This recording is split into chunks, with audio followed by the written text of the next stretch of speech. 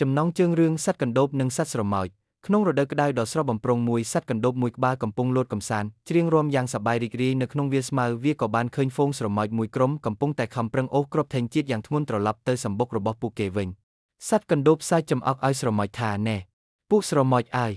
ហេតុអ្វីបានជាខំប្រឹងធ្វើការយ៉ាងវេទនាបែបនេះមើលចុះរដូវក្តៅមានម្ហូបអាហារពេញវាលចូលមកច្រៀងរាំជាមួយយើងឲ្យសប្បាយវិញប្រសើរជាងស្រមោចចាស់មួយក្បាលឆ្លើយថាពួកយើងកំពុងតែសន្សំម្ហូបសម្រាប់ទុកបរិភោគក្នុងរដូវរងាដែលនឹងមកដល់ឆាប់នេះយើងសូមណែនាំឲ្យឯងធ្វើដូចពួកយើងដែរទៅកណ្ដូបតបវិញទាំងមិនខ្វល់ថារដូវរងានៅឆ្ងាយណាស់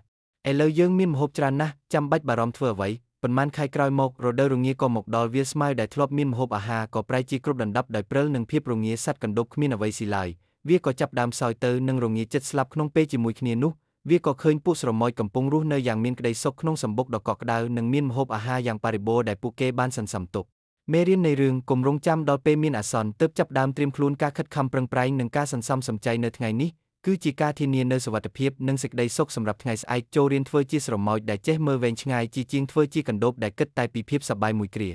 ចំណុចសម្រាប់វិភាគសត្វស្រមោចតំណាងឲ្យមនុស្សដែលមានចក្ខុវិស័យ Vision និងមានវិន័យក្នុងការងារសត្វកណ្ដូបជានិមិត្តរូបនៃភាពខ្ជិលច្រអូសនិងការរស់នៅដោយគ្មានផែនការ